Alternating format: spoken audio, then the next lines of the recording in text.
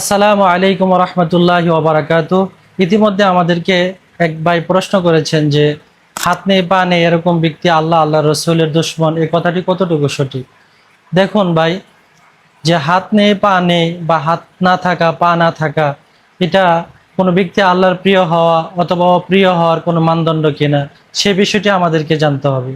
হাত পা না থাকা এটা নিঃসন্দেহে আল্লাহর পক্ষ থেকে ওই বন্দার প্রতি একটি পরীক্ষা এবং একটা মুসিবত। আর আল্লাহ পাক রব্বুল আলামিন ওই সমস্ত বান্দাদেরকে এই বিপদে আক্রান্ত করেন যে সমস্ত ব্যক্তিদেরকে আল্লাহ তাআলা ভালোবাসেন এবং কল্যাণ চান। আমরা এই মর্মে দেখি সহিহ বুখারীর 5645 নম্বর হাদিস, রাসূলুল্লাহ সাল্লাল্লাহু আলাইহি ওয়াসাল্লাম ইরশাদ করেন, মাইয়ুরিদিল্লাহু বিহি খাইরান ইউসিব মিনহু। যে ব্যক্তি আল্লাহ তাআলা কল্যাণ কামনা করেন, আল্লাহ তাআলা যার কল্যাণ চান, তাকে আল্লাহ বিপদে আক্রান্ত করেন, তাকে মুসিবত দেন। হাত না থাকা পা না থাকা এটা একটি মুসিবত। অন্য হাদিসের মাঝে রাসূলুল্লাহ সাল্লাল্লাহু আলাইহি ওয়াসাল্লাম ইরশাদ করেছেন, আসাদুন নাসি বালাআন আল আমবিয়া সুম্মাল আমসাল ফাল আমসাল।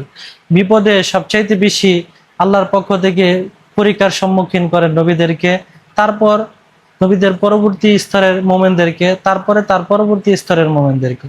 অতএব হাত না থাকা পা না থাকা, আল্লাহর পক্ষ থেকে বিপদে আক্রান্ত হওয়া, মুসিবতে আক্রান্ত হওয়া, এটা কোনো অভিশাপ নয়, বরং এটা আল্লাহ তাআলার পক্ষ থেকে বড় একটি পরীক্ষা। এবং বুখারীর 5645 নম্বর হাদিসের আলোকে এটা আল্লাহ তাআলা তার কল্যাণ চান সেটারই প্রমাণ। অতএব যে ব্যক্তিকে আল্লাহ তাআলা যার কল্যাণ আল্লাহ নিজে চাচ্ছেন, সেটাকে আমরা অভিশাপ হিসাবে কিভাবে গ্রহণ করতে পারি? এছাড়া আল্লাহ সুবহানাহু ওয়া তাআলা পবিত্র কোরআনের মাঝে আল্লাহর প্রিয় প্রিয় হওয়ার একটি মাপকাঠি বা মানদণ্ড প্রতিষ্ঠা করে দিয়েছেন। সেটা হচ্ছে আমরা দেখি সূরা মরিয়মের 96 নম্বর আয়াত, আল্লাহ সুবহানাহু ওয়া তাআলা ইরশাদ করেন, ইন্নাল্লাযীনা আমানু ওয়া আমিলুস সালিহাত সায়াজআলু লাহুমুর রহমানু উদ্দা। যারা ঈমান আনয়ন করে এবং সৎকর্ম করে, নিশ্চয় অচিরে আল্লাহ তাআলা তাহাদের প্রতি সায়াজআলু লাহুমুর রহমানু উদ্দা, আল্লাহ তাআলা তাহাদের প্রতি ভালোবাসার সৃষ্টি করে দেন। অতএব এই আয়াতের আলোকে স্পষ্ট হয়ে যায় যে একজন মানুষ আল্লাহ তাআলার প্রিয় হওয়ার মানদণ্ড হচ্ছে ঈমান এবং নেক আমল। অতএব কোনো ব্যক্তির যদি ঈমান, যথাযথ ঈমান থাকে এবং যথাযথ নেক আমলের উপর প্রতিষ্ঠিত থাকে এবং আল্লাহর পক্ষ থেকে আসা যে বিপদ বা পরীক্ষা আছে, সেটাকে যদি আল্লাহর ফায়সালার উপর সন্তুষ্ট থেকে ধৈর্যের সাথে সে সবরের সাথে সেটাকে মেনে নেয়, তাহলে নিঃসন্দেহে সে আল্লাহর অত্যন্ত প্রিয় বান্দা এবং পরকালে তার জন্য জান্নাতুল ফেরদাউসের মেহমান তাকে বানানো হবে, সে বিষয়টিও আল্লাহ কোরআনে ঘোষণা করেছেন। অতএব সূরা বাকারার 155, 56 এবং 57 নম্বর আয়াতেও বিপদে আরোপিত ব্যক্তির ধৈর্য ধারণের সুসংবাদ আল্লাহ তাআলা দিয়েছেন।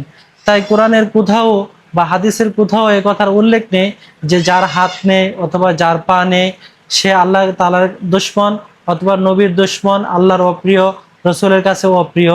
এই বিষয়টি সম্পূর্ণ কাল্পনিক একটি মন গড়া বিষয়। বরং আমরা এতক্ষণ হাদিস এবং কোরআনের আলোকে যে জিনিসটা আমরা জানতে পারি, সেটি হচ্ছে যে যদি এই বিপদগুলোকে, এই পরীক্ষাগুলোকে ওই ব্যক্তি ধৈর্যের সাথে গ্রহণ করে, ঈমান এবং আমলের সাথে ঈমান এবং আমলের সাথে নিজেকে পরিচালিত করে ও অটল অবিচল রাখে, তাহলে সেই আল্লাহ তাআলার প্রকৃত বান্দা। চাই তার হাত থাকুক, পা থাকুক অথবা হাত পা নাই থাকুক, কিন্তু ঈমান আছে, আমল আছে, সবর আছে, নিঃসন্দেহে সে আল্লাহর প্রিয় বান্দা। আল্লাহ তাআলা আমাদেরকে বুঝার তৌফিক দান করুন।